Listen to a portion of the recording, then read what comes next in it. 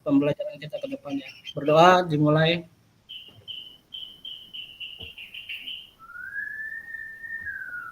Berdoa selesai. Oke, saya kembalikan ke Kak Dandi. Terima kasih. Oke. Terima kasih Kak Jo. Sama-sama Kak. Oke kakak, langsung aja kita mulai Kak di modul 1.5 Kak.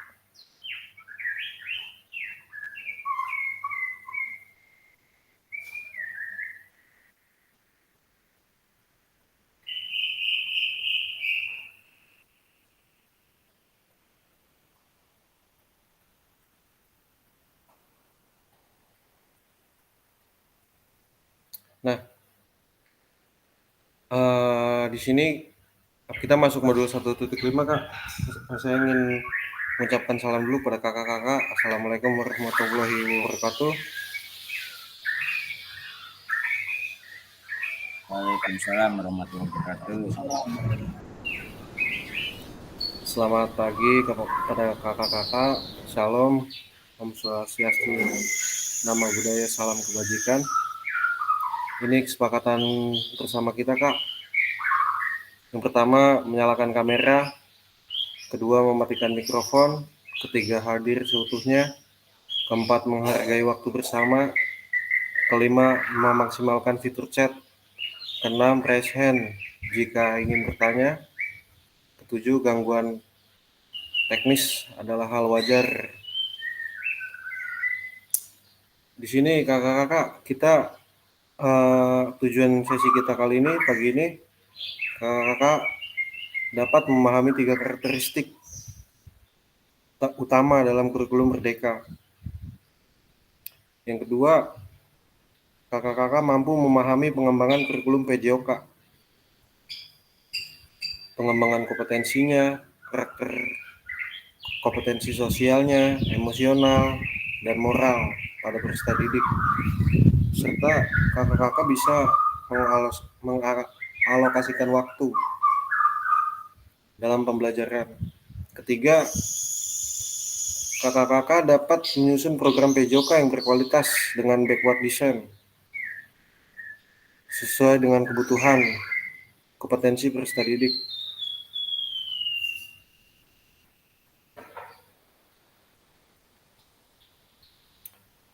Ini agenda kita nih Kak. Pertama ada backward design, yang kedua ada pengembangan kurikulum, yang ketiga pemikiran Ki Hajar Dewantara dan kurikulum Merdeka.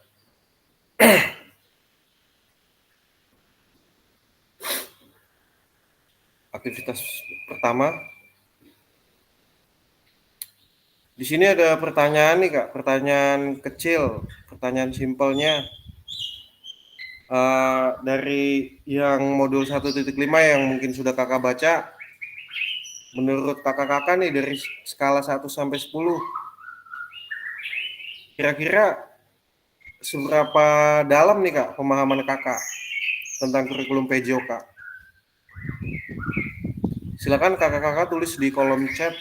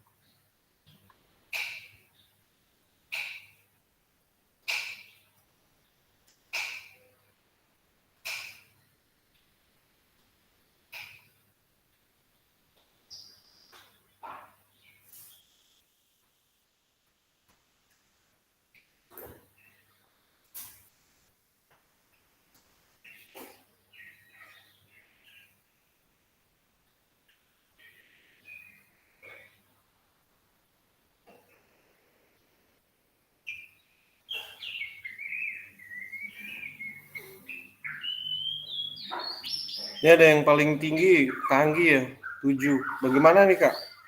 Kalau menurut Kak Anggi, 7 itu pemahaman Kak Anggi tentang kurikulum PJOK.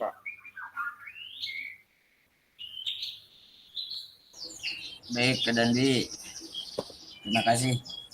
Eh, Setelah saya mempelajari yang modul 1.5 ya, kemarin itu belum sepenuhnya paham karena di momen sekarang mungkin nanti bisa bertukar pikiran ya.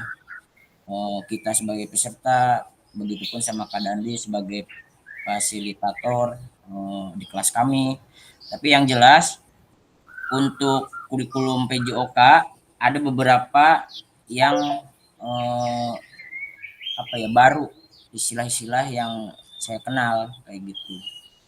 Seperti awalnya kan refleksi itu tahu ataupun yang contoh lah dari refleksi.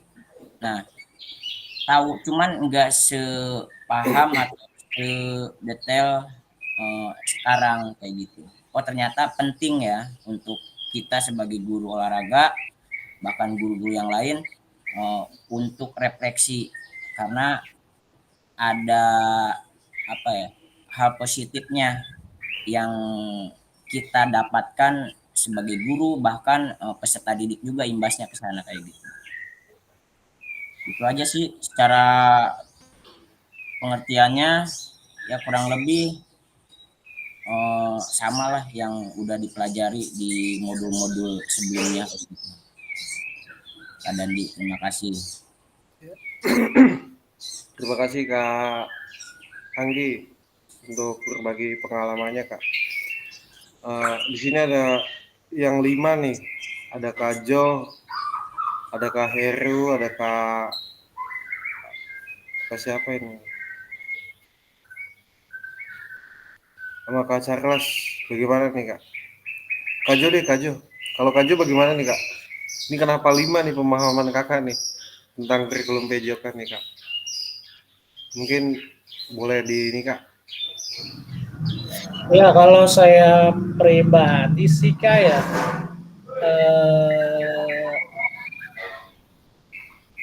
kenapa 5? Karena saya selama ini hanya tahu ininya aja Kak, belum tahu oh kalau ini nama di dalam kurikulum itu ini namanya ini gitu loh Kak.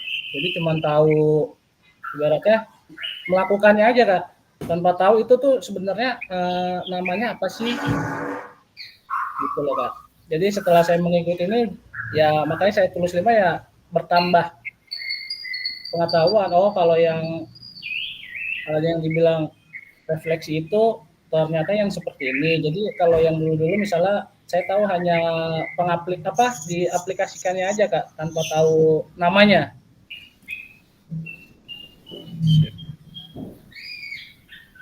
Siap, terima kasih Kak Jo. Udah Kak. Siap, makasih Kak Jo. Ini selanjutnya bagaimana nih Kak? Mungkin ada yang mau bersuara nih Kak terkait kurikulum apa PJOK yang sudah Kakak pahami nih Kak?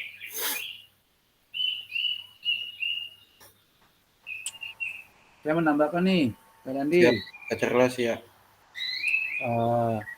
Terkait dengan saya yang katakanlah skala 5 yang saya ambil, tentu saya juga masih banyak kekurangan dan banyak yang belum ketahui terkait dengan kurikulum PJOK ini. Cuman yang kita ketahui intinya kita sebagai guru olahraga bagaimana kita harus bisa mengembangkan konsep pembelajaran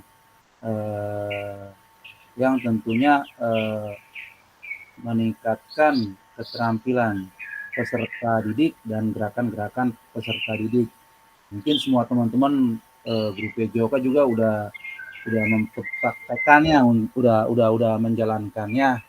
Cuman ya tentu dengan ilmu yang kita dapati saat ini, banyak ilmu-ilmu yang baru, yang tentunya juga sebenarnya sangat ini juga sangat apa ya, multi ilmu yang kita harus kuasain di dalam guru PJOK ini.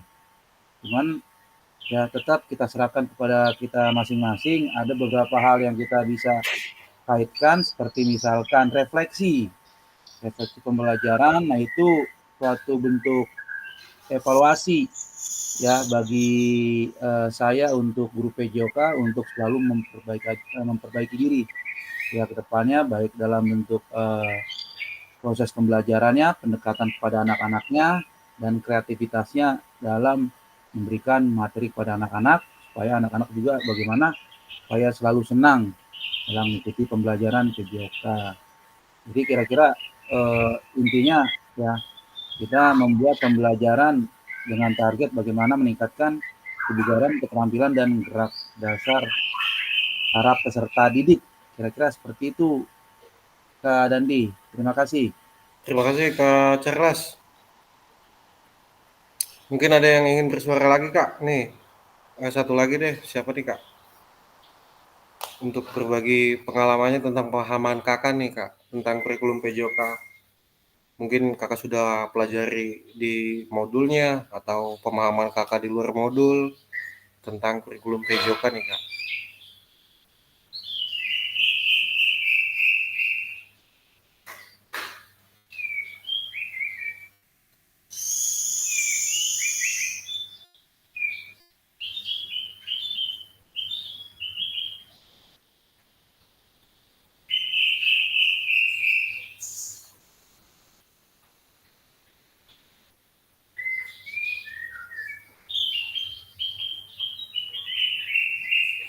Oke, kalau nggak ada, saya aja yang menambahkan ya Kak, satu. Sedikit aja, sedikit. Jadi terkait kurikulum PJOK ini Kak, kita bisa membaca acuannya itu ada di Undang-Undang Nomor 2 Tahun 2003 tentang Sisdiknas. Itu bisa kakak-kakak baca sebagai referensi Kak untuk menambah pemahaman kakak tentang kurikulum PJOK. Jadi yang di dalamnya itu ada tujuan kurikulum PJOK. Mungkin kakak-kakak tadi ada Kak Charles juga udah menyebutkan bahwasanya supaya mendorong pembelajaran tuh menyenangkan seperti itu. Kemudian ada kurikulum PJOK-nya, ada strukturnya, ada komponennya, kayak olahraga, senam, permainan, dan kesehatan. Itu di strukturnya. Kemudian ke metode, ada metodenya juga Kak di situ. Dari metode masuk lagi ke evaluasi. Kemudian setelah evaluasi dan penilaian, baru kakak dapat mengintegrasikan dengan program lain. Jadi kembali lagi Kak, saya ulangi, sebagai acuan kita untuk memahami kurikulum PJOK, kakak-kakak bisa membaca di Undang-Undang Nomor 2 Tahun 2003 tentang Sisdiknas. Seperti itu Kak. Kemudian di sini ada pertanyaan lagi Kak sedikit. Apa tujuan dari adanya pelajaran PJOK di sekolah? Ini udah kena banget nih Kak kalau pertanyaan ini Kak ke kita sebagai guru PJOK. Silakan kakak-kakak tuangkan jawabannya di kolom chat Kak.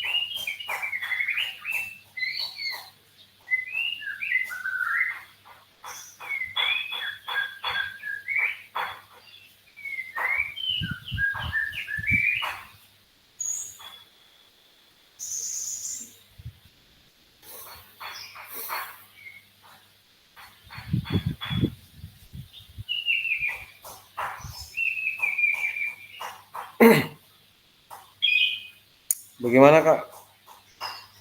Ini baru ada Kak Jo aja nih yang menyampaikan Kak. Mungkin bisa ditambahkan Kak.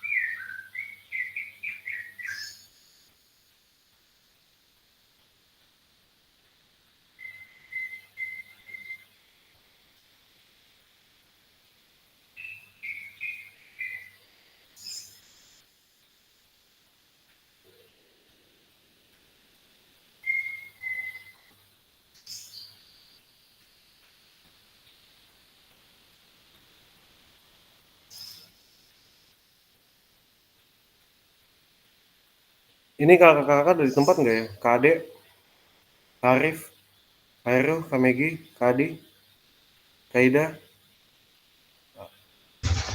Gimana? Ini Kak, bagaimana nih Kak? Kenapa Kak? Bagaimana nih Kak? Yang ini nih Kak, apa tujuan dari adanya pembelajaran PJOK nih Kak di sekolah? Oh iya. Itu tadi saya sudah nulis di itu dengan adanya pelajaran PJOK siswa dapat tumbuh dan berkembang dengan aktivitas fisik olahraga sebagai alatnya. Siap, Kak Heru udah masuk ya. Contohnya seperti permainan bola voli. Secara fisik mereka bergerak, namun dilihat dari sudut pandang afektif, mereka belajar bekerja sama mandiri sesuai nilai-nilai yang ada di dalam profil belajar Pancasila. Mama udah profil pelajar. Oke, terima kasih Kak Heru. Jadi cuma dua aja Kak, afektif sama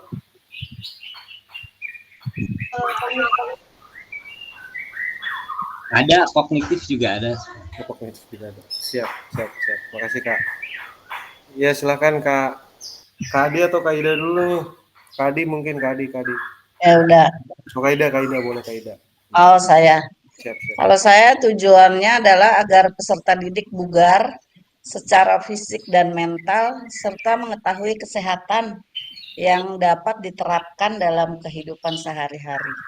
Kemudian tujuannya juga kita mengajar tidak hanya mentransfer ilmu pengetahuan dan keterampilan olahraga, tapi juga sebagai pembentuk karakter siswa di sekolah.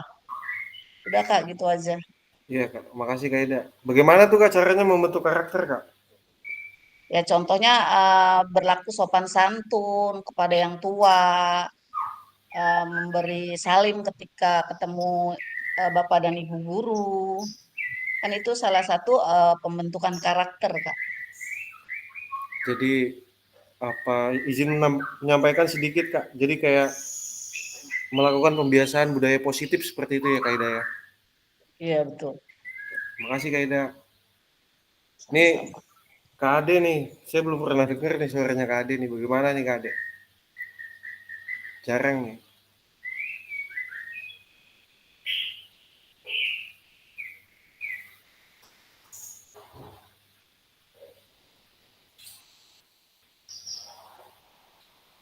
Kak Ade.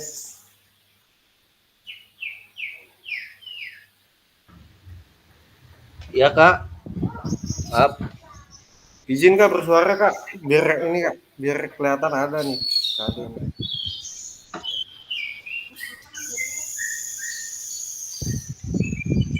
Ya Kak. Ada apa nih, Den? Yang tadi. Iya Kak, apa ya Kak? Maaf Kak, tadi pertanyaannya yang tadi apa ya? Ya Kak ya? Iya Kak. Bagaimana nih Kak Apa menurut tujuan kamu? dari adanya pelajaran PJOK di sekolah ya Kak ya? Ya menurut saya agar peserta didik menjadi bugar dan bisa memahami hidup sehat dan secara berkelanjutan.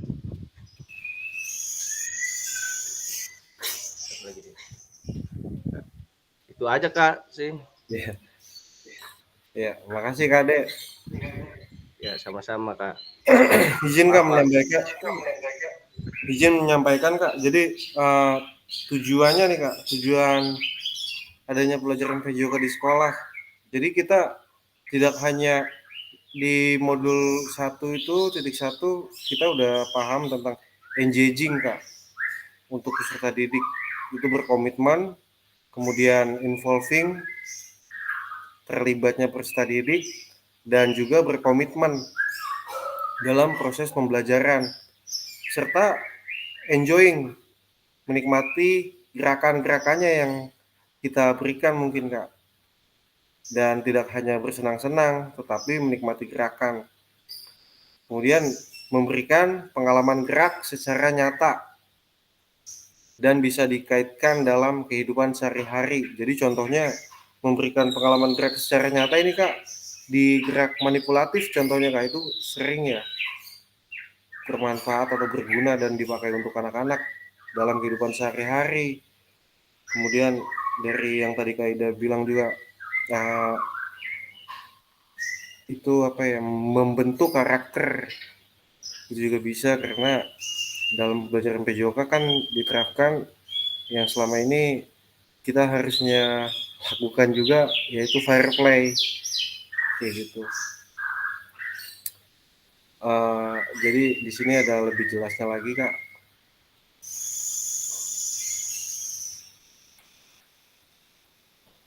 Jadi menurut capaian pembelajaran PJOK di kurikulum Merdeka nih Kak, ada 3. Pendidikan jasmani, kesehatan, dan olahraga bertujuan sebagai pembelajaran bagi peserta didik dalam mengembangkan, menerapkan, dan mengevaluasi keterampilan, konsep, strategi gerak yang akan menjadi disposisi untuk berpartisipasi dalam berbagai aktivitas jasmani dengan penuh kepercayaan diri, kompetensi, dan kreativitas. Kedua, membantu dan memberi dukungan anak-anak dalam memilih gaya hidup sehat dan aktif secara jasmani. Ketiga, membangun dan menerapkan keterampilan sosial dan emosional pada peserta didik dengan menekankan nilai fair play. Nah, fair play ini yang tadi kita sebutkan nih Kak, itu berlaku juga dalam kehidupan sehari-hari. Tanda kutipnya jujur kalau fair play itu sih kalau menurut saya sih. Kemudian yang keempat, menanamkan apresiasi dan mengembangkan sikap positif untuk aktif secara jasmani sepanjang hayat sebagai upaya peningkatan keseluruhan hidup berkualitas.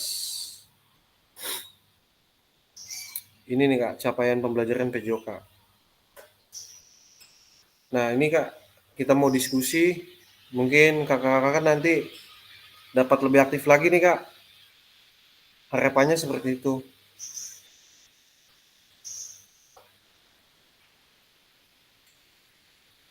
Nah, ini pertanyaan pertama nih Kak.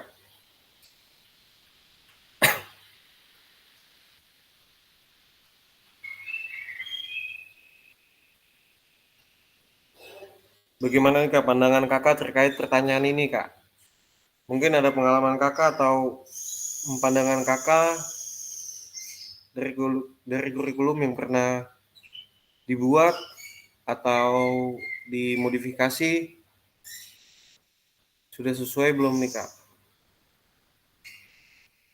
Untuk dijadikan acuan.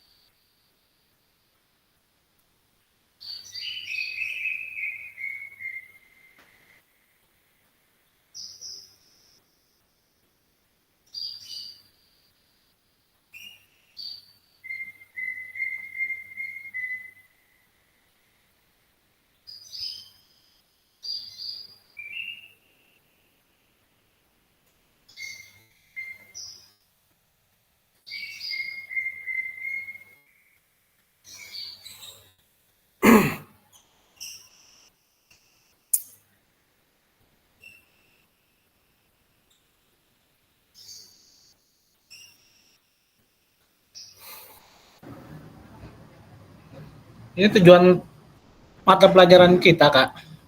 Maksudnya, Kak. Iya Kak. Jadi yang Kakak mungkin kakak pernah membuat kurikulum atau jadi bagian dari tim kurikulum tuh Kak. Jadi yang udah dipahami bagaimana Kak dari tujuannya untuk menjadi acuan dalam pembelajaran PJOK. Mungkin dalam membuat kurikulum itu kakak-kakak pernah menambahkan seperti ini Kak di kurikulum tuh kayak menambahkan contoh eskul ya. Kan eskul itu masuk juga tuh dalam bagian kurikulum. Udah cocok belum nih eskul nih untuk mencapai tujuan pembelajaran PJOK kayak gitu. Oke, mungkin Kak Adi. Kak Adi dulu nih Kak Adi. Ya silakan Kak Adi.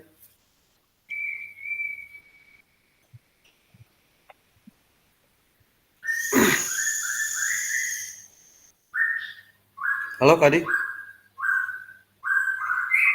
Oh Kak Ida deh, Kak Ida. Monggo. Nah, silakan Kak Ida. Baik, Kak. Ya, Sepengetahuan saya ya, Kak, ya. membuat kurikulum di sekolah, KOSP kan sekarang ya, Kak, Iya betul Kak. itu kita sesuai dengan yang ada fasilitas semua sarana dan prasarana yang ada di sekolah, kemudian semua stakeholder yang ada di sekolah, semua kegiatan yang ada di sekolah itu kita tuangkan di dalam kurikulum KOSP. Contohnya yang seperti tadi ekstrakurikuler, kemudian kegiatan-kegiatan keagamaan, bahkan kurikulum untuk anak inklusi pun masuk di dalam kurikulum KOSP. Udah itu aja, Kak. Iya. Makasih Kak Ida. KOSP ini kan kurikulum operasional satuan pendidikan kayak gitu ya, Ya, Kak Ida. Nah, yang baru, Kak. iya yang baru ya. Jadi semua itu bisa kita tuangkan tuh Kak. Kalau kita Ya, mau mencapai tujuan pembelajaran, apalagi di PJOK kan nih, betul. eskul-eskulnya kan bisa kita lihat nih Kak. Makanya di sini kita belajar tentang Big Word Design nih Kak, untuk mencapai tujuan pembelajaran PJOK. Mungkin di awal nanti tahun ajaran, setelah pengalaman ini kakak-kakak bisa menambahkan tuh Kak, ada 3 ya di KOSP itu ada eskul, X, intra, sama Ko. kokurikuler. Ada 3. Ya, Nah, 3. ya. Mungkin kakak-kakak yang lain tadi ada Kak Adi nih Kak. Apa terima kasih Kak Ida nih. Ya. Mungkin kakak-kakak bisa disimak juga bagaimana Kak Ida berpendapat, menambahkan pemahaman kita.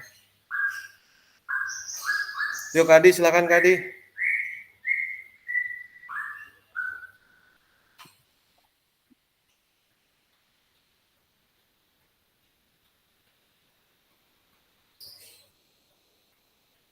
Halo Kak Adi.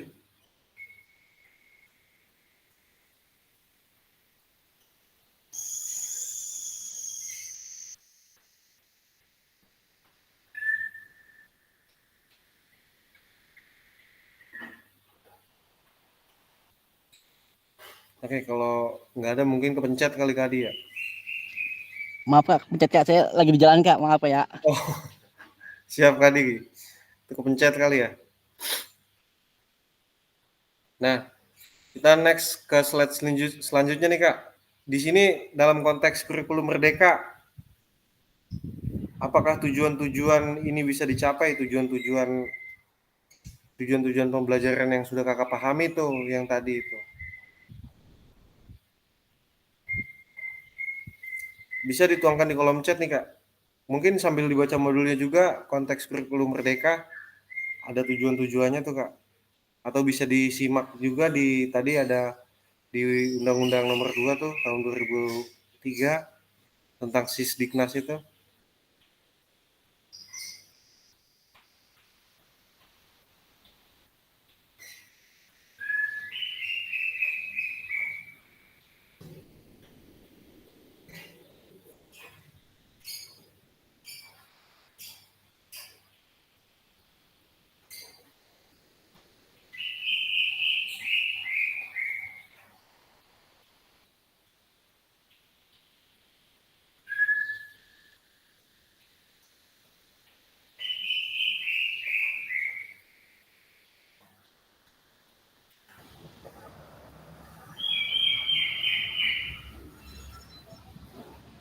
Kayaknya bisa Kak kalau ini Kak.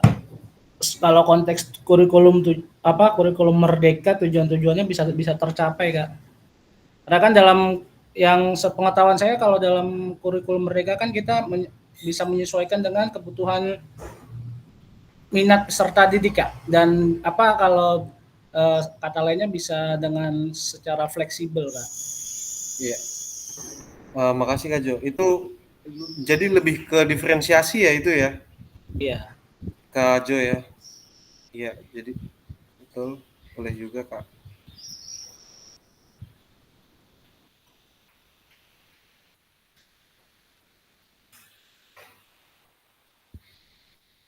Oke, nah kita lanjut aja Kak ya. Jadi di tujuan PJOK ini bisa kita lihat lagi nih Kak ke slide yang tadi, yang sebelumnya. Jadi dengan ini juga kita bisa mencapainya. Jadi dari 4 ini nih Kak nih. Ini patokannya mengembangkan, menerapkan, dan mengevaluasi keterampilan. Dari yang 4 ini kita dapat mencapai tujuan-tujuan pembelajaran PJOK dalam kurikulum merdeka. Nah, ini tujuan penting nih Kak. Memahami acuan sebagai muara akhir pembelajaran. Untuk mencapai tujuan ini, pemerintah sudah menurunkan ke dalam CP, capaian pembelajaran, dan mempersilahkan guru atau satuan pendidikan untuk menurunkannya lagi ke dalam TP. Nah, izin Kak menyampaikan nih Kak, berbagi pengalaman kita nih Kak. Jadi, dulu saya waktu ngikutin ini nih Kak, belajar tentang Big Word Design itu dalam membuat TP nih Kak. Membuat TP itu ada empat indikator menggunakan A, B, C, D. Dari ABCD ini mungkin kakak-kakak ada yang tahu nggak nih Kak?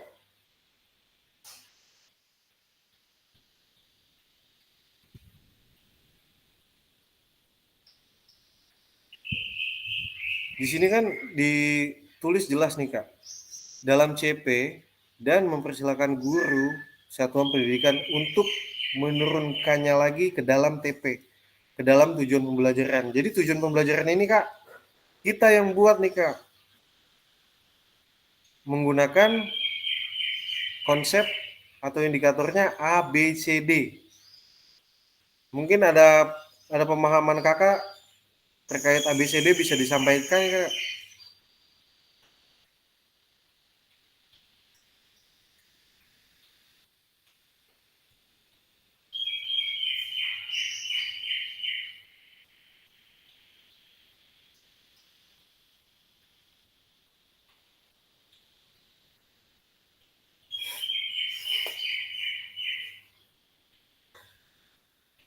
Oke, sedikit saya tambahkan lagi nih Kak, yang A-nya aja ya. Yang A-nya itu kan audiens. Mungkin yang B-nya ada yang Kakak tambahkan, B-nya? B-nya apa tuh?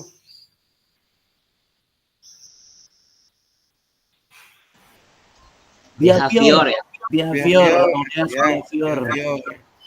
C-nya apa C-nya Kak? Condition. Condition ya Kak Heru. D-nya apa D-nya tuh D-nya? Degree. Degree. Ya.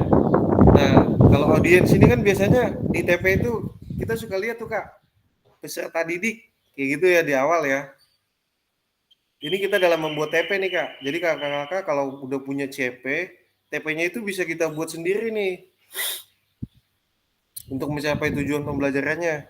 Jadi yang A-nya tadi audiens ke peserta didik, behaviornya apa nih Kak contohnya nih Kak?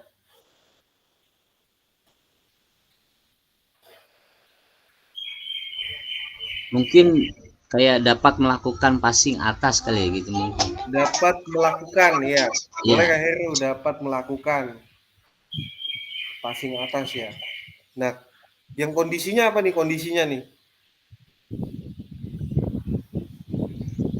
Dengan baik dan benar. Dengan baik dan benar. Degree-nya?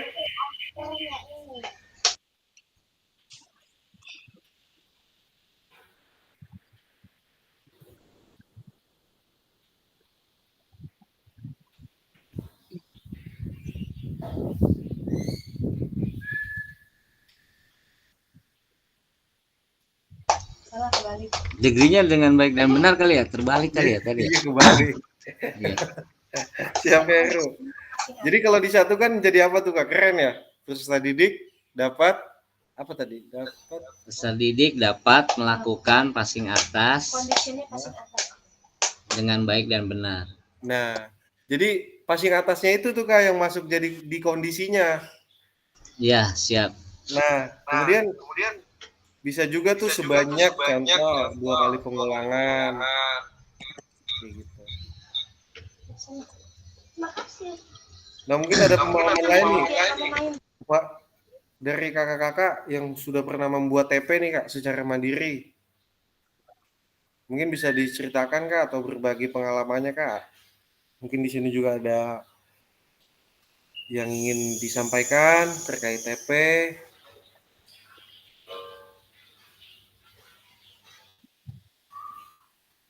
Biar kita diskusikan sama-sama nih Kak.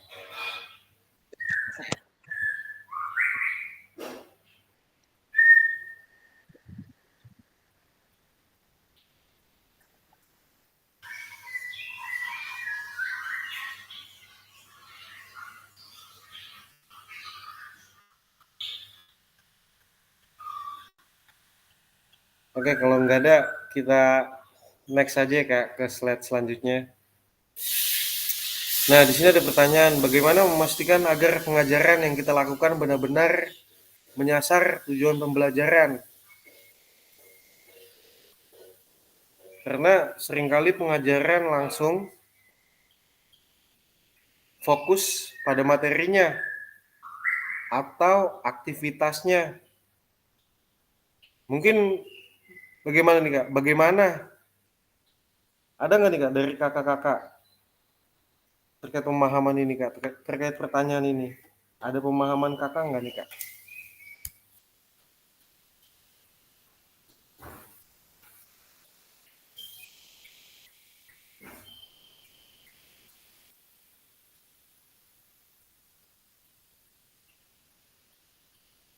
yang mesti dilihat, yang mesti dilakukan untuk mencapai tujuan pembelajaran. Bagaimana nih Kak? Karena kan biasanya kita masuk kelas aja langsung ke fokus ke materi kayak gitu ya. Atau masuk kelas aja langsung ke aktivitasnya apa kayak gitu. Tanpa menyampaikan tujuan pembelajarannya. Jadi bagaimana nih Kak? Ada pertanyaan nih Kak. Mungkin Kakak bisa menjawab sedikit terkait pertanyaan ini Kak. Saya coba Kak Dandi. Siap Kak Cerlas. Saya coba pengalaman saya aja nih terkait Iya. dengan materi pengajaran PJOK. Tentu pada saat saya masuk kelas juga untuk memulai dari yang baru kan nggak mungkin langsung ke inti materi. Tentu saya juga memulainya dari awal dengan katakanlah memberikan suatu latar belakang tentang materi tersebut, ya, dari gambaran yang sederhana dan juga memancingnya dengan pertanyaan seperti itu, sehingga mereka dapat fokus perlahan-lahan tahap demi tahap ya untuk mulai menangkap bahwa pembelajaran ini akan menuju kemana, kira-kira seperti itu. Ada beberapa istilahnya deh Kak Dandi, cuman aku lupa apakah yang kayak misalkan kita mulai dari tahap apa tuh kalau misalkan di awal-awal pembelajaran. Saya lupa istilah Kak Dandi, cuman gambaran seperti itu. Kita memberikan latar belakang dan beberapa pertanyaan ya terkait pertanyaan pemantik untuk mengarahkan mereka ya ke materi yang akan kita sasar. Nah, tentu setelah itu kita langsung membawa para peserta didik setelah itu ke suatu macam permainan dulu lah yang terkait dengan materi yang akan kita ajar. Nah, baru ya poin yang kita sampaikan adalah tujuan pembelajaran, baru kita sampaikan kepada mereka bahwa bahwa materi yang akan kalian pelajari adalah tujuannya seperti ini, memahami, menganalisis, menguasai, mempraktekkan, unjuk keterampilan dan lain sebagainya. Tapi tentunya ya ada regulasi juga yang saya sampaikan kepada mereka supaya mereka juga ya mengikuti pelajarannya dengan enjoy. Artinya khususnya dalam unjuk keterampilan berapa sulit mereka nanti mempraktekannya, jangan nanti menjadi suatu beban pemikiran buat mereka karena kembali lagi ke arah pembelajaran diferensial tersebut bahwa ya itu semua dipraktekkan dilakukan oleh para kalian semua para peserta didik ya sesuai dengan kemampuan kalian. Nah, kira-kira sampai tujuan pembelajaran kira-kira seperti itu Kak Dandi yang pengalaman saya sering melakukan praktekan. Terima kasih Kak Dandi. Siap, sama-sama Kak Cerlas. Terima kasih Kak. Yang kedua nih Kak, mungkin ada lagi nih Kak yang ingin menambahkan terkait pertanyaan ini Kak. Ya, ya silakan Kak Megi. Ya, izin Kak Dandi, mohon maaf tadi sempat off cam ada keperluan sedikit. Ya terkait pertanyaan menyasar tujuan pembelajaran. Tujuan pembelajaran itu seperti apa kalau saya pribadi mengartikannya pemahaman secara berjenjang ya, Kak Dandi ya. Soalnya problem yang sering kita temui itu biasanya kembali lagi ke keberagaman kepada peserta didik. Ada yang memang langsung bisa menangkap materi dan fokus, ada juga yang secara berjenjang. Jadi yang sering saya lakukan biasanya, apalagi alhamdulillah ini dengan mengikuti PKG yang namanya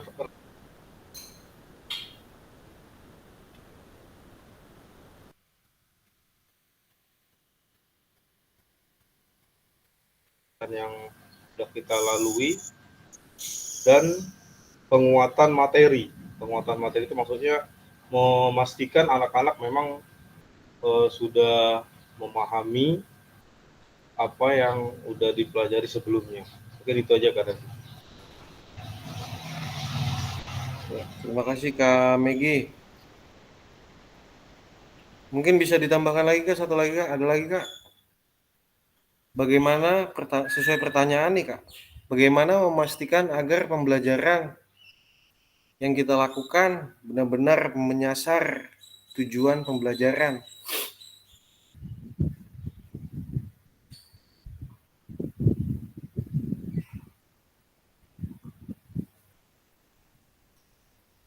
Karena kan tujuan pembelajaran ini kan tadi sudah kita simak sama-sama ya Kak. Tujuan pembelajaran ini kan kita sendiri yang buat tuh, yang modifikasi tuh. Menggunakan tadi konsep atau indikator tadi tuh, yang ABCD tuh. Jadi bagaimana kakak-kakak memastikan agar pengajaran yang kita berikan dapat menyasar tujuan pembelajaran? Mungkin ada yang ingin tambahkan nih Kak? Ya, siap Kak Heru, silakan Kak. Kalau menurut saya, ini menurut saya sih ya.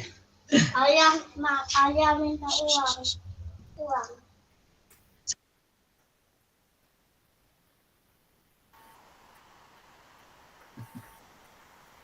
Maaf, bentar Kak. Ya, Kak Heru. Ya, kalau menurut saya mungkin dari perencanaannya yang jelas gitu.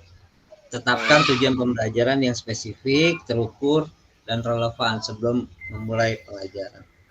Mungkin contohnya kayak gerak dasar manipulatif ya dalam permainan bola basket. Itu kan kita bisa batasi.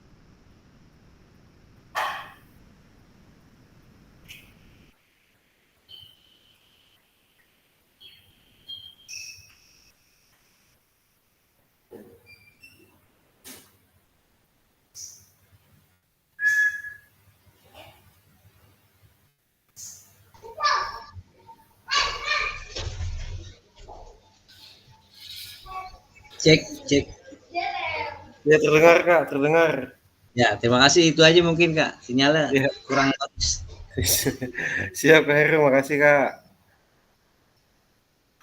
Oke, jadi kita langsung aja nih Kak ya. Jadi bagaimana memastikan itu kita masuk ke sini, ke backward design-nya lebih detailnya nih Kak. Supaya tujuan pembelajaran kita itu tepat sasarannya, menyasar dan langsung fokus pada peserta didik. Jadi ini nih Kak, ada 3 nih dalam backward design yang dapat kita gunakan nantinya nih dalam menerapkan tujuan pembelajaran. Jadi yang pertama mengidentifikasi capaian pembelajaran. Diidentifikasi dulu nih Kak capaian pembelajarannya, tujuan-tujuannya. Kemudian yang kedua menentukan metode penilaian. Jadi ada metode penilaiannya juga nih Kak. Nanti di modul selanjutnya juga ada tentang metode-metode penilaian dalam tujuan pembelajaran. Kemudian yang ketiga malah kebalik.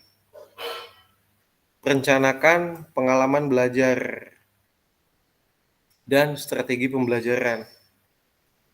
Jadi kalau di sini merencanakan itu kita harus lihat nih Kak konten-konten apa yang dapat menambah minat peserta didik dan supaya peserta didik juga terlibat aktif dan kita juga memfasilitasinya dalam pembelajaran. Dari 3 ini nih Kak, dari 3 kriteria ini nih Kak, ada sejauh mana sih Kak pemahaman Kakak dari tentang 3 ini? Apakah ada yang salah atau mungkin Kakak pernah harusnya kalau saya nih Kak nih, kalau saya ya dalam backward design ini kan harusnya yang pertama kita merencanakan dulu Kak. Kalau saya, mungkin kakak-kakak setelah membaca yang backward design ini, ada yang ingin bersuara atau menambahkan, kok mungkin ada yang nggak sesuai, kayak gitu.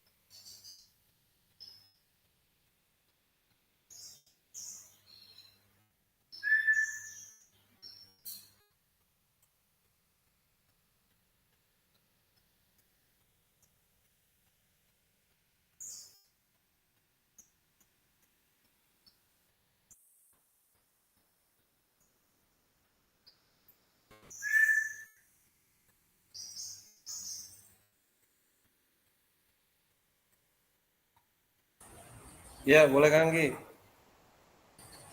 Baik, terima kasih Pak Dandi. Eh ya, kalau saya lihat dari tiga ini pendapat saya ya, agak kebalik sih kayak gitu. Ya. Cuman saya mau dari tiga itu saya mau menambahkan kurangnya asesmen kali ya. Karena asesmen di sini itu kan eh, awal dimulanya apa ya? Menilai siswa itu apa namanya? Dia diagnostik tipenya ataupun eh, visual dan lain sebagainya kayak gitu. Iya. Paling yang saya mau nambahkan kalau diurutin ya, paling eh, dari mengidentifikasi capaian, keduanya asesmen itu yang menentukan yang pertama asesmen dulu, yang kedua mengidentifikasi capaian pembelajaran, eh, ketiganya merancang, keempatnya menentukan metode akhir penilaiannya. Ya. Itu sih menurut Sudah. saya sih. Siap. Terima kasih. Terima kasih Kang Anggi untuk ini pemahamannya. Jadi yang sudah saya simak mungkin menurut Kang Anggi untuk menentukan profil belajar anak ya, maka diperlukan asesmen awal kan seperti itu ya Kak ya.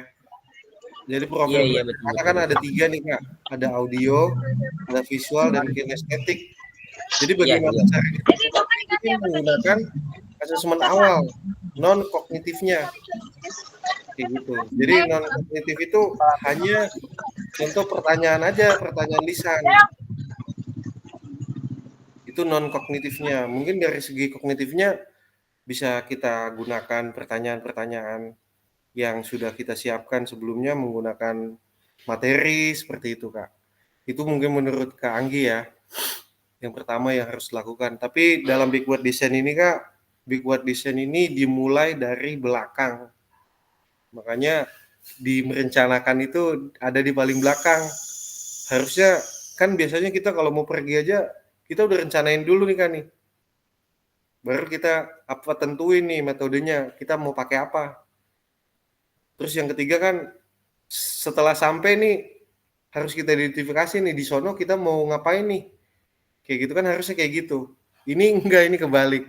Makanya backward design, backward design, desain terbalik. Seperti itu Kak. Ini pemahaman kita tentang backward design. Jadi bisa kita terapkan ini sangat mendukung nih Kak backward design ini dalam mencapai tujuan pembelajaran kita. Kalau kita fokus, serius, pasti hasilnya juga bagus. Nah, di sini ada pesan kuncinya dari backward design, merupakan proses sistematis yang memastikan kesesuaian kurikulum dengan capaian pembelajaran yang diinginkan. Backward design juga pada akhirnya membantu guru menyelaraskan antara tujuan, langkah pembelajaran, dan penilaiannya. Nah, ini pesan dari backward design sendiri yang harus kita pahami Kak tentang backward design. Jadi dimulai dari belakang. Kemudian kita masuk ke slide selanjutnya Kak. Ini penyusunan program PJOK.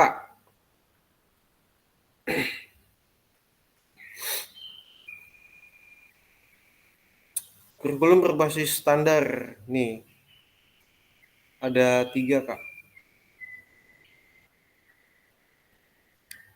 Ini udah pencet duluan, harusnya kakak-kakak jawab nih. Oke, yang kedua nih. Ini bagaimana Kak?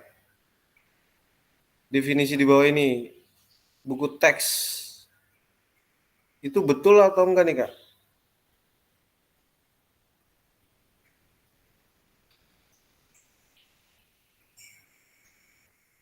Silang atau checklist Kak? Gitu aja deh.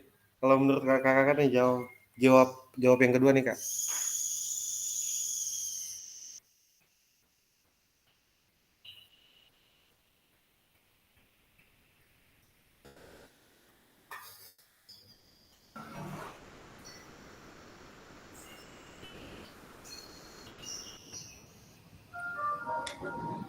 Checklist kali Kak. Checklist. Iya. Oke, langsung ya Kak. Silang. Nggak apa-apa Kak. Nah ini ada yang ketiga nih.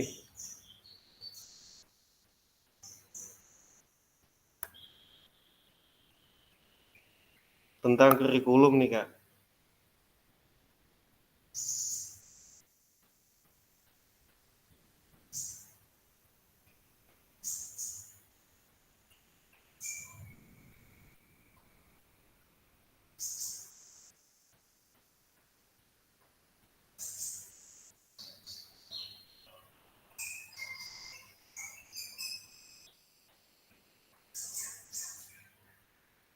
Pemahaman Kakak tentang kurikulum ini benar atau salah nih Kak yang ketiga? Betul betul. Ada Betul. nih. Oke, betul. Nah, di sini ada yang kita lihat nih Kak ya. Jadi kurikulum yang benar itu adalah standar, makanya tadi kita udah bahas di awal, untuk mengetahui apa yang peserta didik harus pelajari, meliputi 3 aspek. Ada keterampilan, pengetahuan, dan sikap. Jadi kurikulum juga memiliki tahapan tertentu untuk mencapai tujuan yang diharapkan, tujuan kita.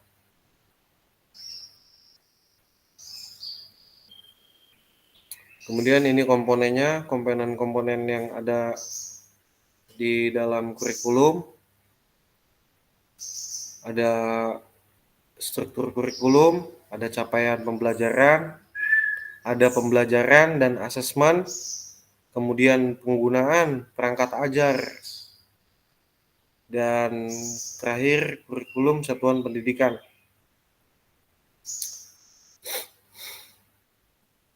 Jadi komponen kurikulum nih Kak, ini nih Kak, dapat dikembangkan dan digunakan satuan pendidikan, terdiri dari karakteristik satuan pendidikan, visi, misi, tujuan satuan pendidikan, dan pengorganisasian pembelajaran serta perencanaan pembelajaran.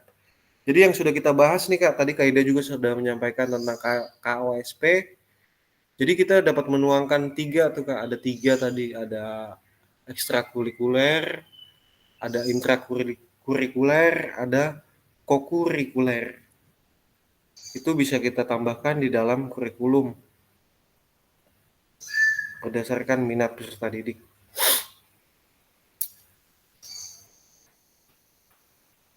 Nah ini ada penjelasan Kak, mengapa kurikulum operasional berbeda.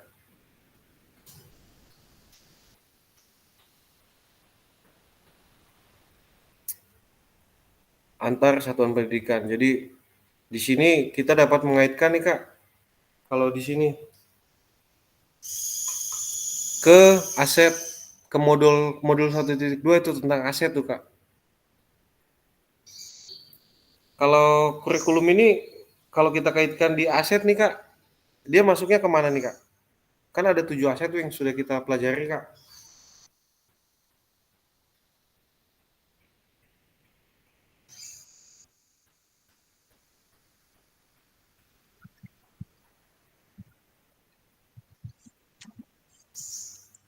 Aset lingkungan, Kak. Aset lingkungan. Aset peserta, maksudnya orang itu. Orang.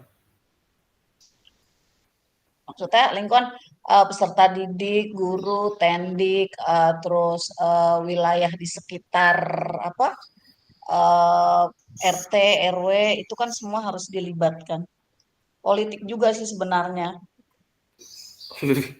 Iya, siap. Makasih Kak Ida. Oke, eh, jadi kita kaitkan nih Kak ke aset 1.2 nih. Ini lebih masuknya kemana nih Kak nih? Kurikulum, KOSP. Ada berapa aset yang dipakai nih? Mungkin kita bisa petakan.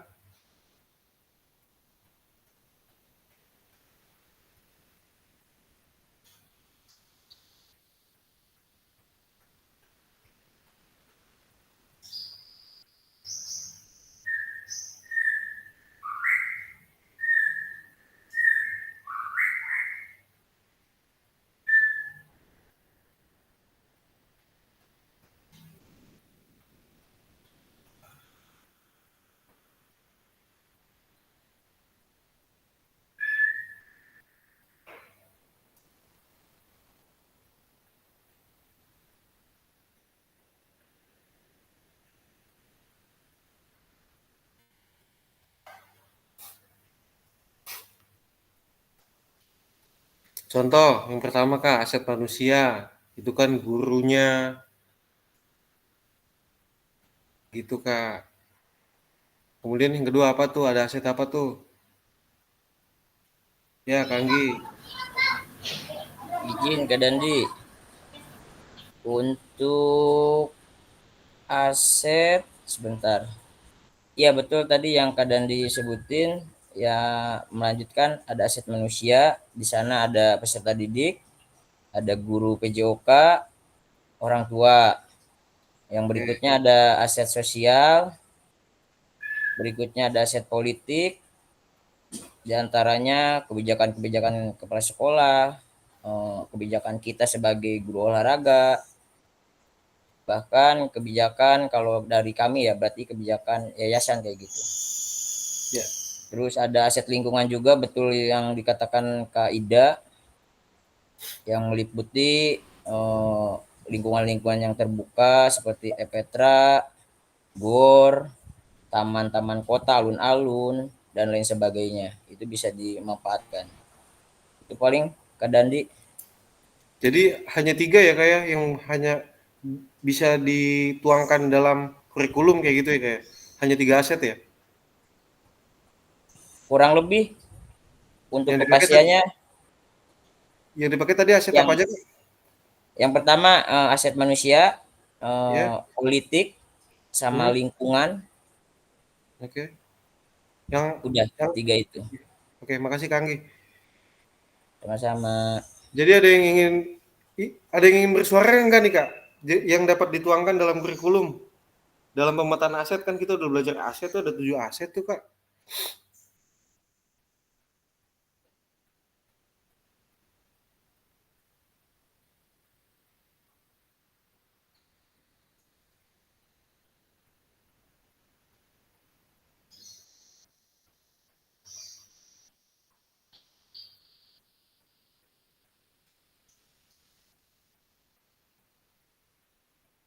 Oke, saya tambahkan sedikit ya Kak kalau enggak ya.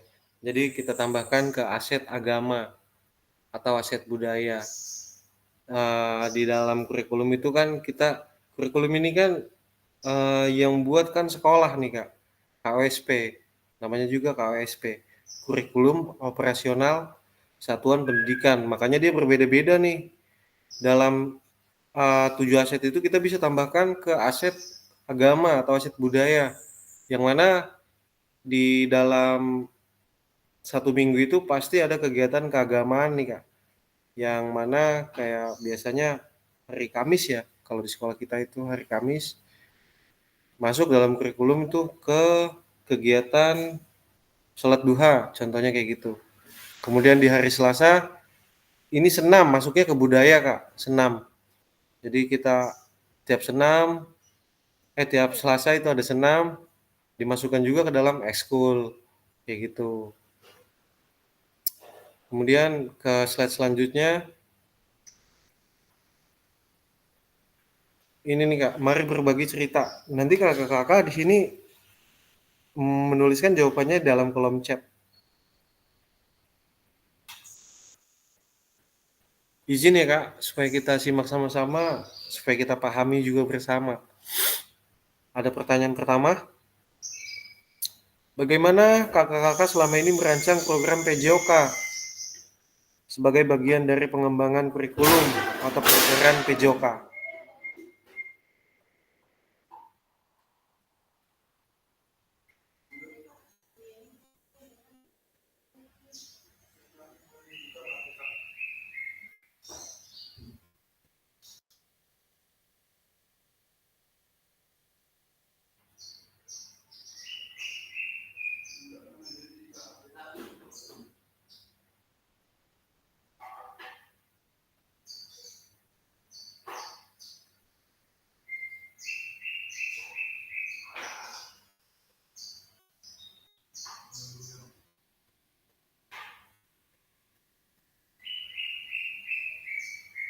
Oke, mungkin di sini ada yang berpengalaman nih Kak untuk menyusun kurikulum PJOK di dalam satu wadah, contoh KKGO mungkin di SD.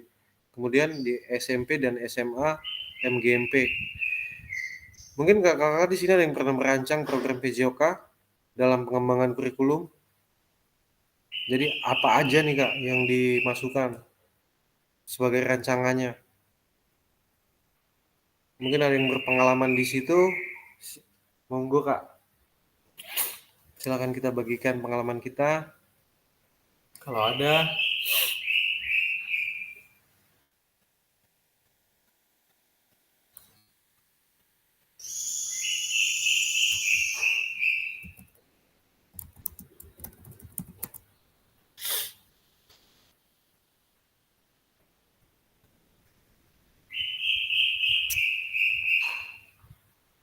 Atau mungkin ditulis saja di Kak di kolom chat.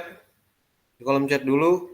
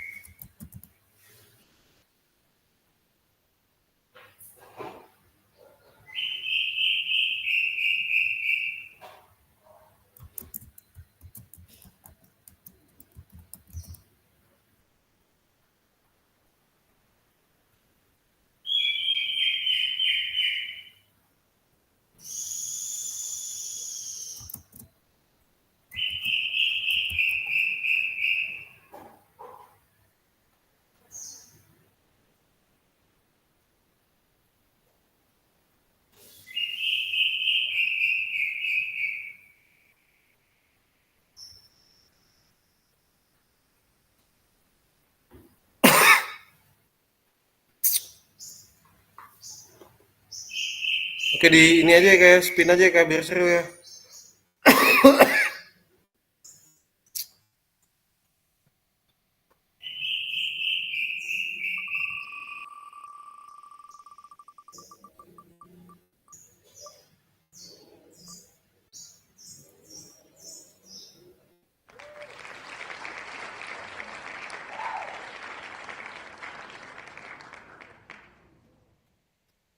Kak Charles,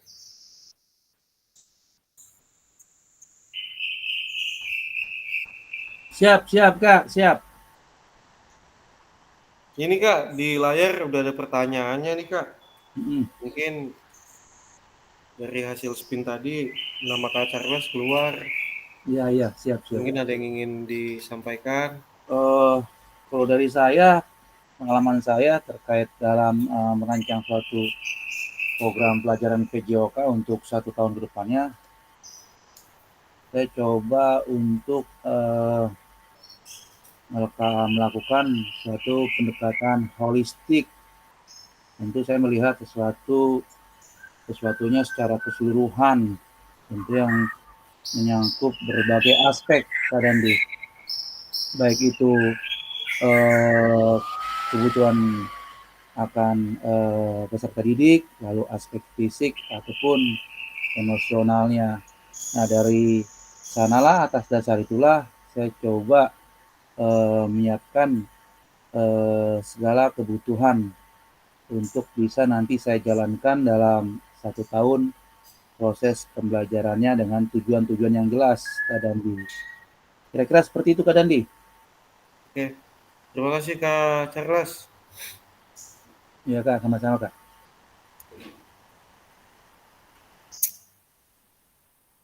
Oke, kita langsung ke slide selanjutnya ya Kak. Slide kedua.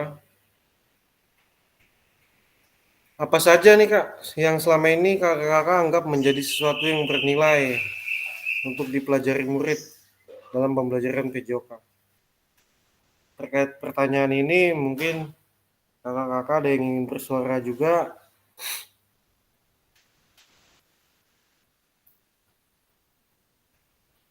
Yang bernilai itu apa kayak gitu Kak? Untuk dipelajari.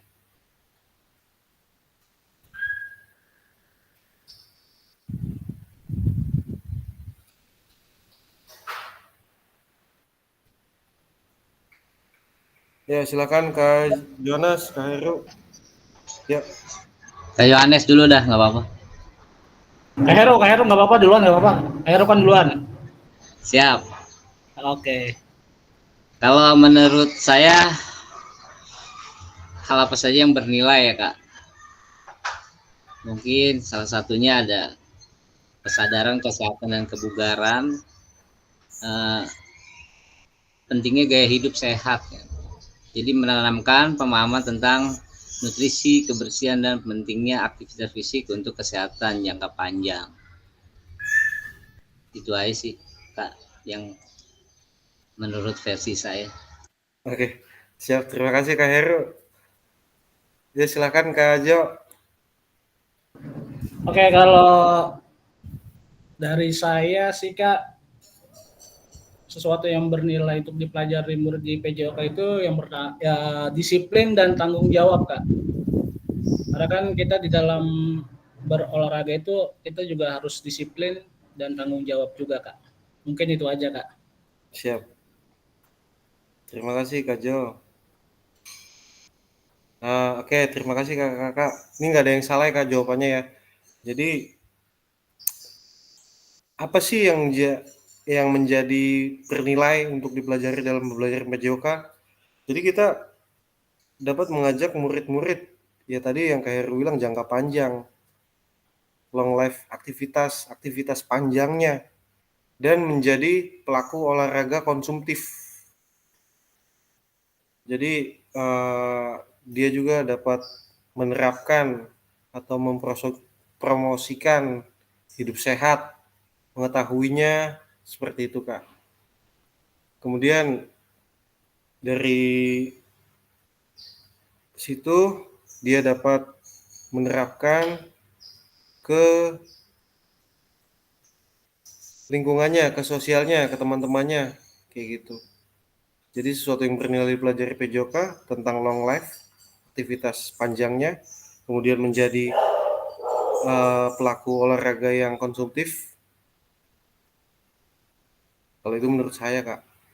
Kemudian di slide selanjutnya ada pertanyaan satu lagi nih Kak. Bagaimana Kakak mengintegrasikan semua ke dalam proses pengembangan kurikulum mata pelajaran PJOK yang sekarang berlaku? Integrasi mata pelajaran PJOK berdasarkan kurikulum Merdeka yang sekarang nih Kak. Bagaimana nih menurut Kakak?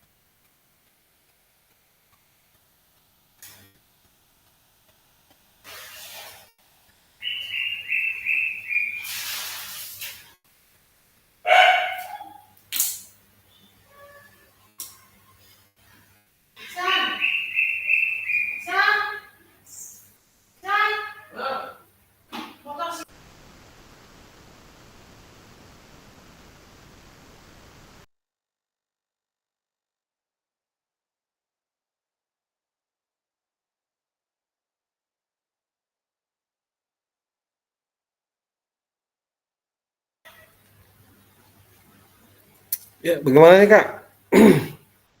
Ada nggak yang ingin bersuara Kak? terkait satu pertanyaan ini. Mungkin sambil dibaca juga modulnya juga Kak, boleh Kak?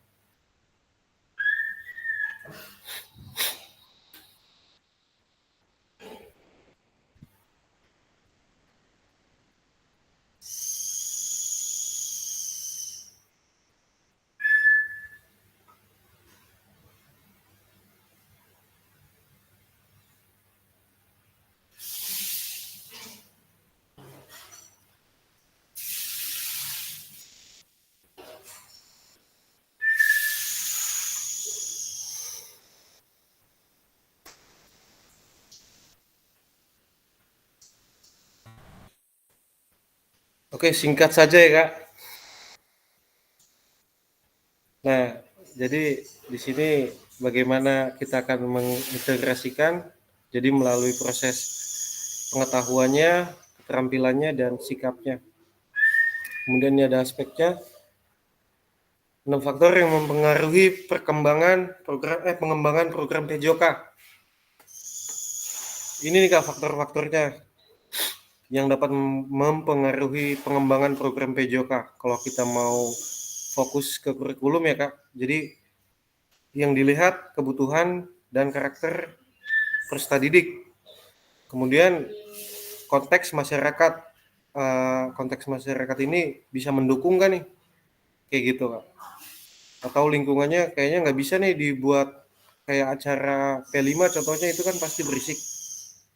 Nah kemudian waktu udah pasti, kemudian alokasi jam pelajarannya, cakupannya, dan teknologi yang kita gunakan. Karena kita sebagai guru itu adalah pembelajar sepanjang hayat, jadi harus bisa Kak untuk menggunakan teknologi-teknologi yang ada di depan. Kemudian ini aktivitas 3, karakteristik utama kurikulum Merdeka dan artikulasi Ki Hajar Dewantara dalam pendidikan nasional.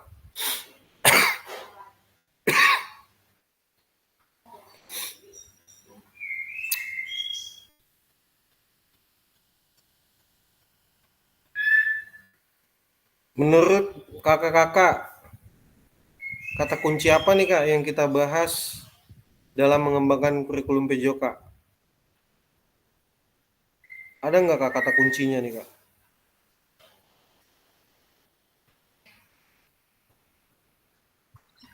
Tujuannya, Kak, Tujuannya? tujuan pembelajaran dan capaian pembelajaran. Oke, boleh Kak, Kaida. Mungkin yang lain Kak?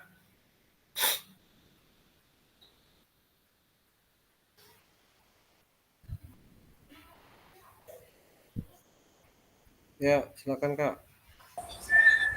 Anggi. Baik, terima kasih. Untuk dari saya menambahkan dari Kaida tujuan, langkah-langkah pembelajaran kali ya, sama penilaian terakhir. Oke, boleh. Terima kasih Kak Anggi. Mungkin yang lain Kak?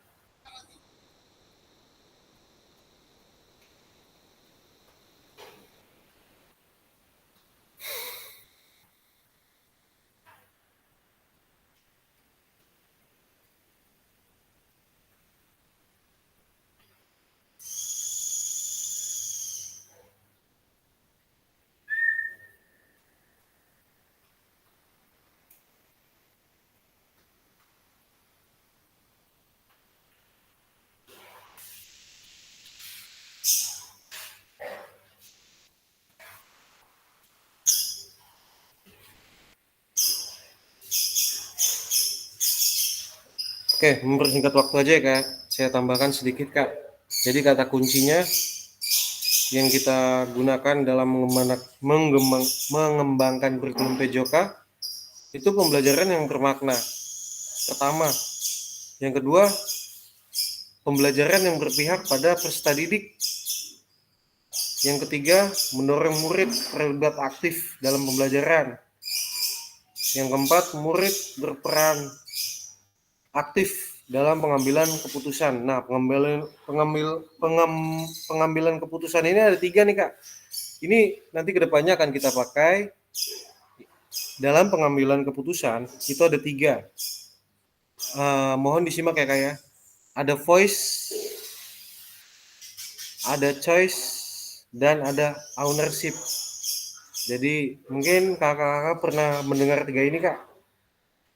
Dari 3 ini apa nih Kak maksudnya?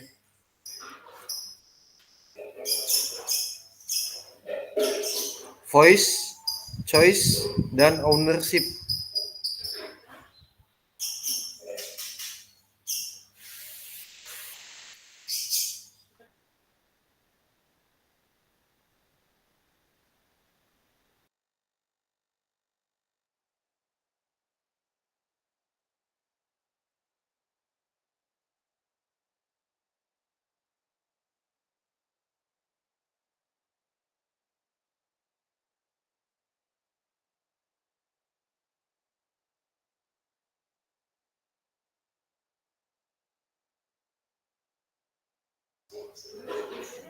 Bagaimana Kak? Tadi kan udah ini Kak disampaikan tentang murid berperan dalam pengambilan keputusan. Pengambilan keputusan ini kan ada 3 nih Kak. Ada voice, choice, dan ownership. Menurut kakak-kakak, voice, choice, dan ownership ini kayak apa nih Kak?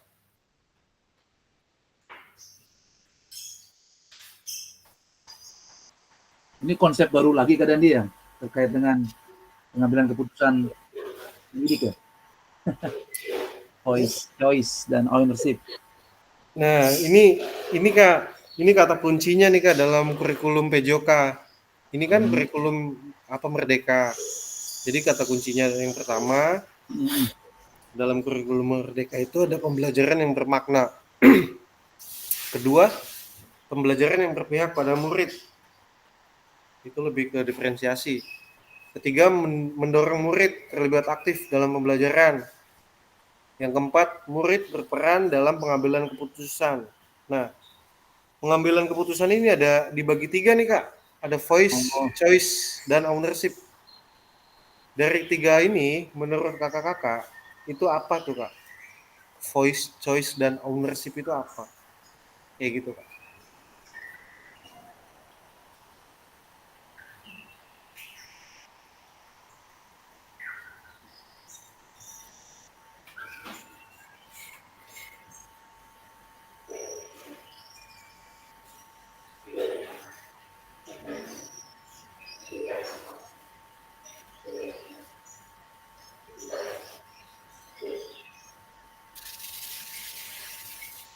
Oke.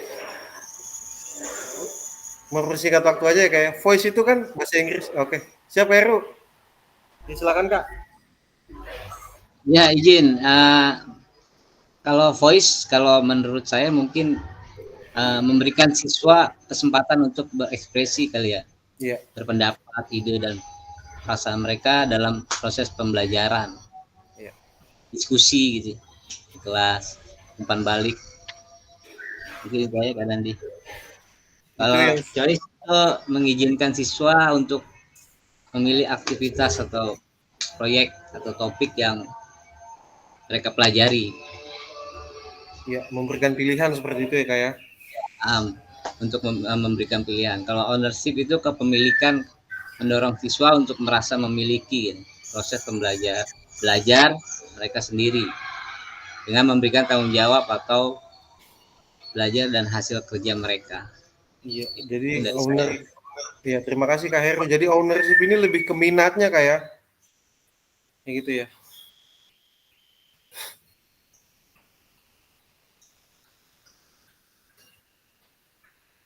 Oke, kita next. Ini nih Kak, karakteristik dalam kurikulum Merdeka. 1. Fokus pada materi yang esensial.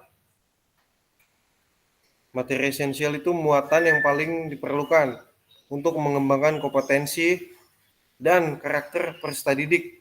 Jadi ini Kak yang harus kita pahami nih Kak. Kemudian yang kedua, ada pengembangan kompetensi dan karakter. Kita udah pelajari juga sama-sama kemarin ada isu-isu sosialnya. Di sini ada pengembangan kompetensi sosial. emosional, dan moral peserta didik. Kemudian yang ketiga, fleksibilitas pembelajaran. Jadi kurikulum dapat disesuaikan dengan kebutuhan pengembangan kompetensi peserta didik, karakteristik satuan pendidikan, dan konteks lingkungan sosial budaya setempat. Dari yang ketiga ini nih udah masuk nih Kak, sedikit ke arah yang tiga tadi, yang voice, choice, dan ownership.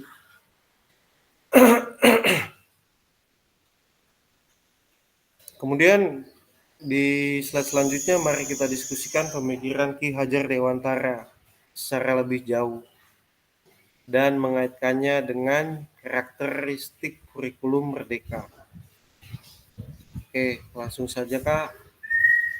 Di sini ada pesan dari Ki Hajar Dewantara bahwasanya Ki Hajar Dewantara menggarisbawahi bahwa maksud pendidikan adalah menuntun segala kodrat yang ada pada anak-anak agar mereka dapat mencapai keselamatan, kebahagiaan yang setinggi-tingginya, baik sebagai manusia maupun sebagai anggota masyarakat.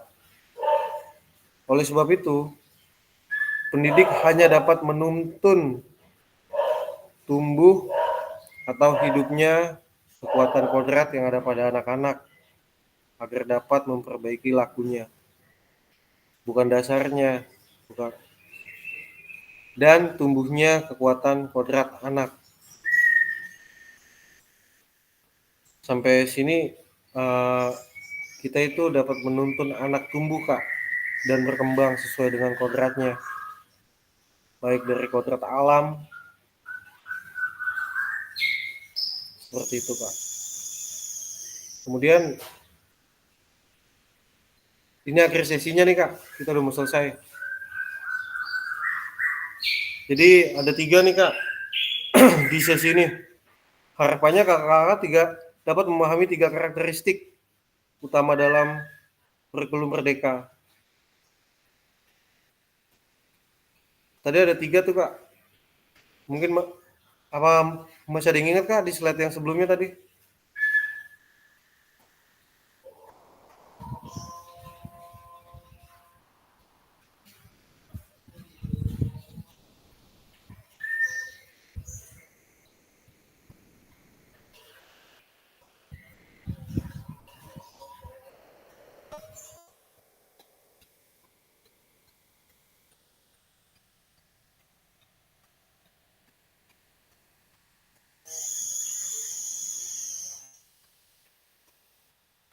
Ya, siap Kak Ida. Silakan Kak. Dari 3 tadi nih Kak. Fokus pada materi yang esensial, Ya. kemudian meningkatkan keterampilan dan karakter, kemudian satu lagi fleksibel. Dalam pembelajaran. Betul nggak? Betul, betul banget Kak Ida. Makasih Kak Ida. Nah, yang kedua nih Kak, kita balik lagi nih Kak. Peserta kakak-kakak mampu memahami pengembangan kurikulum PJOK. Tadi pengembangan kurikulum PJOK itu yang kayak gimana tuh Kak?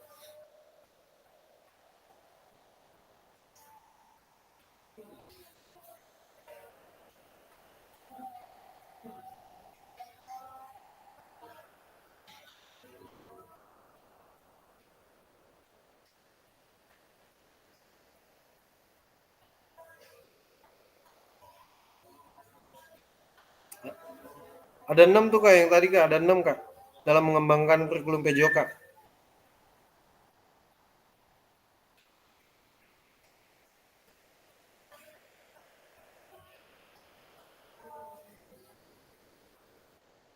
Ya, siap Kak Charles. Seperti yang disampaikan Kak Dandi tadi, ya aspek-aspek yang mempengaruhi pengembangan program-program PJOK itu tentu kita harus memperhatikan ke-6 aspek tersebut. Tentunya yang pertama ya bagaimana kita bisa memahami, memperdalami ya terkait kebutuhan dan karakteristik para peserta didik. Yang kedua, tentu kita harus mengetahui konteks masyarakat yang berada di sekeliling kita, konteks lingkungan yang berada di sekeliling kita, apakah selalu mendukung segala kebutuhan ataupun kegiatan yang dilaksanakan sekolah atau tidak. Tentu kita juga harus bisa mensosialisasikan tentang peran sekolah di dalam lingkungan masyarakat. Lalu yang ketiga, faktor yang ketiga tentu ya alokasi waktu yang kita harus bentuk dan kita harus cermati. Yang keempat, alokasi jam pelajaran. Dan yang kelima ya cakupan-cakupan dan tahapan-tahapan yang kita lalui. Dan yang keenam, faktor teknologi, Kak Dandi. Kira-kira itulah beberapa faktor bagaimana kita harus mengembangkan kurikulum PJOK dalam menjalani periode pembelajaran kita dalam setahun. Jadi ada 6 faktor yang kita harus kembangkan, tahapi, dan kita proses dalam penyusunan kurikulum PJOK tersebut, Kak Dandi. Kira-kira gambaran saya seperti itu, Kak Dandi. Terima kasih. Terima kasih Kak Charles sudah menyampaikan pemahamannya. Betul Kak, tadi ada 6 Kak. Kemudian yang ketiga nih Kak, kakak memahami penyusunan program PJOK yang berkualitas dengan backward design. Maksudnya kayak gimana nih Kak? Maksud dari nomor 3. Ya, silakan Kak Jo.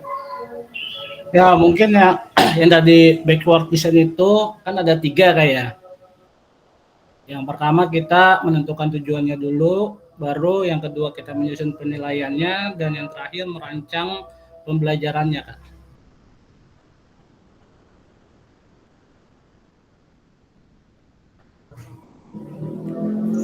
Yang pertama apa Kak? Yang pertama menentukan tujuannya, Kak.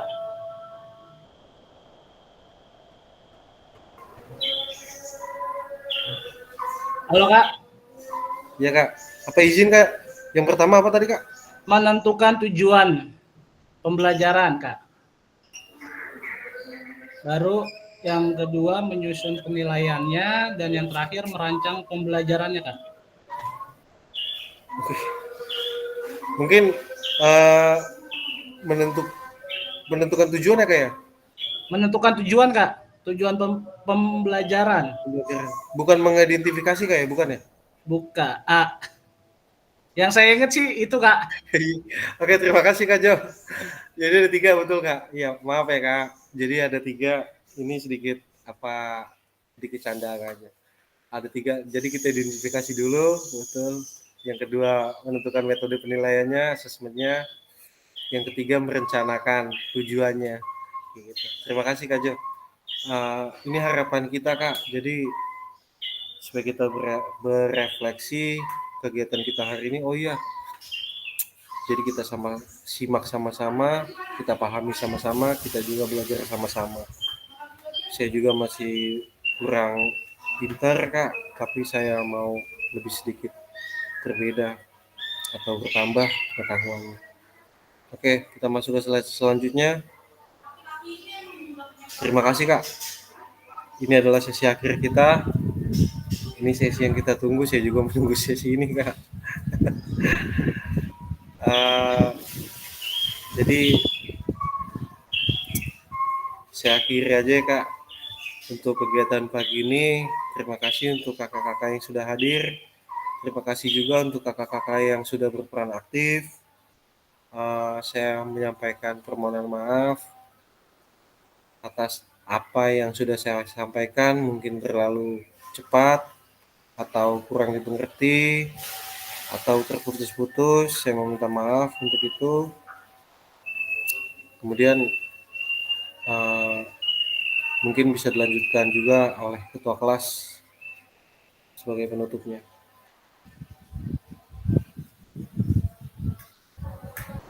Oke, terima kasih Kak Dandi buat pembelajaran hari ini.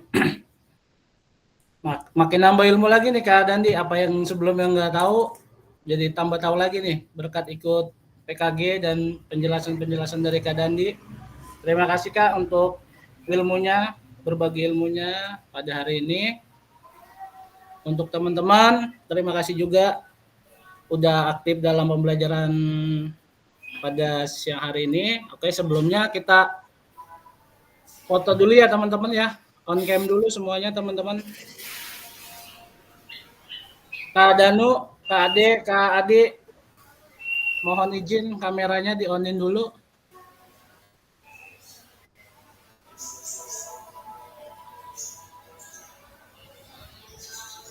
Mau gaya gimana nih Kak Dandi gayanya? Ya terserah kakak-kakak yang lain. Saya Oke. udah mati gaya Kak. Ikutin Kak Anggi tuh. Kak Anggi udah gaya 4 jari gini. Ya teman-teman, gayanya. 1, 2. 1, 2. Oke, sebelum kita mengakhiri sesi hari ini, seperti biasa untuk mengawal dan mengakhiri kita tutup dengan doa. Berdoa menurut ajaran dan keyakinan masing-masing. Kita mulai.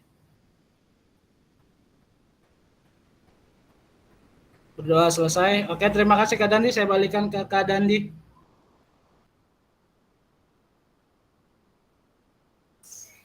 Terima kasih kakak-kakak sudah hadir pagi ini. Saya akhiri kegiatan. Sampai bertemu lagi Kak di tatap maya selanjutnya. Saya tutup. Assalamualaikum warahmatullahi wabarakatuh. Waalaikumsalam warahmatullahi wabarakatuh. Assalamualaikum warahmatullahi wabarakatuh. Waalaikumsalam warahmatullahi wabarakatuh. Kak izin menyampaikan ini ya Kak, tugas-tugas nih Kak. Siap-siap Kak.